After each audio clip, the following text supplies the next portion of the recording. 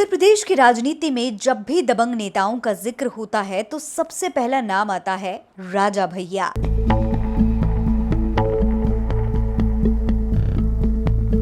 कभी जंगल राज के प्रतीक कहे गए तो कभी जनता के मसीहा। कोई उन्हें दबंग राजा कहता है तो कोई गरीबों का सहारा। और इस वक्त तो राजा भैया और उनकी पत्नी भानवी सिंह के बीच पारिवारिक विवाद दिन ब दिन गहराता जा रहा है। भानवी उनके खिलाफ सबूत पे सबूत दे रही हैं, कभी ऑडियो तो कभी हथियारों की तस्वीरें। आखिर रघुराज प्रताप सिंह कैसे बन गए राजा भैया? पत्नी के साथ क्या है विवाद और वो कौन से सबूत हैं जो बढ़ा सकते हैं मुश्किलें? नेतानामा के आज के एपिसोड में विस्तार से समझेंगे, इसलिए वीडियो को पूरा जरूर देखिएगा। सलाम नमस्ते, मेरा नाम फरीन अंसारी है और ये वीडियो आप मेरे official channel Fareen Ansari official पर देख रहे हैं। दोस्तों, रघुराज का जन्म हुआ 31 अक्टूबर 1969 को प्रतापगढ़ में। राजघराने में होने की वजह से बचपन से ही शाही ठाट बाट मिला। पढ़ाई उन्होंने लखनऊ यूनिवर्सिटी से की, जहां से उन्होंने कानून और मानवाधिकार किया। बद्री रियासत के राजकुमार राजा भैया राजनीति में उतरने वाले अपने परिवार के पहले शख्स थे। राजा भैया के दादा बजरंग बहादुर सिंह और पिता उदय प्रताप सिंह राजनीति और समाज सेवा में सक्रिय तो रहे, लेकिन उन्होंने कभी चुनाव नहीं लड़ा। साल 1993 यूपी की राजनीति में एक नया नाम उभर कर सामने आया और ये नाम कोई और नहीं बल्कि राजा भैया का था। सिर्फ 24 साल की उम्र में ही वो कुंडा विधानसभा सीट से निर्दलीय चुनाव जीते और तभी से आज तक वो लगातार कुंडा से विधायक बनते रहे हैं। यानी पिछले 30 सालों से कुंडा पर उनका कब्जा है। किसी भी पार्टी के उम्मीदवारों के लिए यहाँ चुनाव लड़ना हमेशा से खुदकुशी करने जैसा माना जाता है। दोस्तों, राजा भैया को शुरू से ही दबंग नेता माना जाता रहा। उनकी गिनती उन नेताओं में होती है जिनके क्षेत्र में सरकारी अफसर तक बिना अनुमति नहीं घुसते। कुंडा और प्रतापगढ़ में उनका प्रभाव इतना गहरा है कि लोग कहते हैं कि भाई यहाँ राजा भैया की मर्जी के बिना पत्ता भी नहीं हिलता। दोस्तों, राजा भैया की लोकप्रियता और दबंगई को देखते हुए कई सरकारों ने उन्हें मंत्री बनाया। 1997 कल्याण सिंह की सरकार में पहली बार वो मंत्री बने। इसके बाद राम प्रकाश गुप्ता, राजनाथ सिंह, मुलायम सिंह और फिर अखिलेश यादव की सरकारों में भी वो मंत्री बने। यानी बीजेपी हो या फिर सपा, हर पार्टी ने सत्ता बचाने के लिए राजा भैया का सहारा जरूर लिया। लेकिन दोस्तों, उनकी कहानी सिर्फ जीत और मंत्री पद तक सीमित नहीं रही। उन पर अपहरण, धमकी, हत्या, भ्रष्टाचार, गैर कानूनी हथियार रखने जैसे कई गंभीर आरोप लगे। साल 2002 में मायावती सरकार ने उन पर पोटा यानी कि आतंकवाद निरोधक कानून लगाया। राजा भैया को जेल भेज दिया गया और उनके तालाब तक जब्त कर लिए गए। वो तो 2003 में अपने बेटों शिवराज प्रताप और ब्रजराज प्रताप के जन्म के समय भी जेल में ही थे। इस दौरान वो अपने बेटों को मुंह तक नहीं देख पाए थे। उस समय मायावती बीजेपी के समर्थन से यूपी की मुख्यमंत्री थीं। तभी प्रदेश की राजनीति में बदलाव आया। बीजेपी ने मायावती से समर्थन वापस ले लिया। इसके बाद मुलायम सिंह ने कई निर्दलीय और बसपा के बागियों के साथ मिलकर एक बार फिर से सरकार बनाई। जब मुलायम सिंह यादव सत्ता में आए तो पोटा हटा दिया और राजा भैया फिर से बाहर आ गए।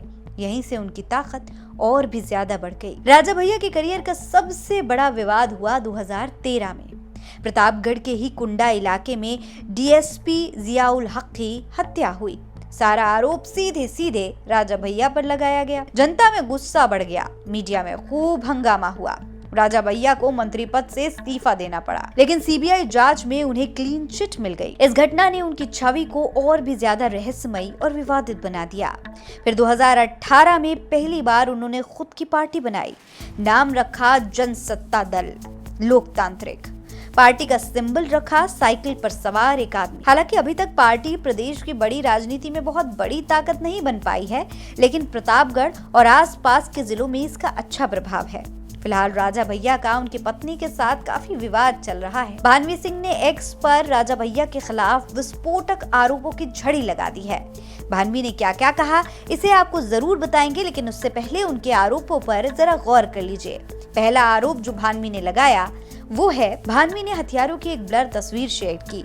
उन्होंने पहले भी दावा किया है कि राजा भैया के पास कई सारे हथियार हैं जो कि बहुत बड़ी तबाही कर सकते हैं। उन्होंने दावा किया था कि इसकी शिकायत पीएमओ तक कर रखी है। भान्वी ने एक ऑडियो शेयर किया है। ऑडियो में गोली चलाने की बात कही जा रही है। भान्वी का दावा है कि राजा भैया घर में गोली चला चुके हैं।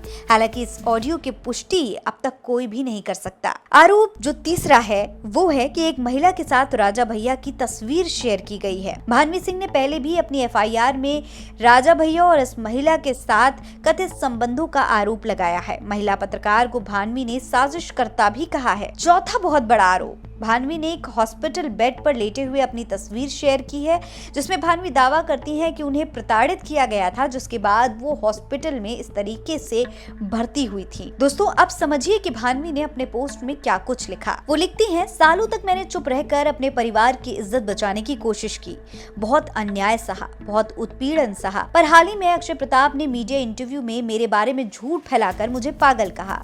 यही वो आखिरी चोट थी जिसने मुझे मजबूर कर दिया कि अब सच्चाई सबके सामने रखूं। मैं इस व्यक्ति की नीचता का कोई जवाब नहीं देना चाहती थी, लेकिन बार बार मीडिया के लोग मुझसे संपर्क कर रहे हैं। अब कुछ बोलना और कहना जरूरी है। मैं केवल जांच एजेंसियों से निष्पक्ष जांच चाहती हूँ। सबूत मैंने दिए हैं जो अपने आप प्रमाण देते हैं। नई अपराध न्याय संहिता में वैज्ञानिक तरीकों से जांच की व्यवस्था आदरणीय मोदी जी और अमित शाह जी ने कर दी है। फॉरेंसिक जांच करा लीजिए, 15 दिन में रिपोर्ट आ जाएगी।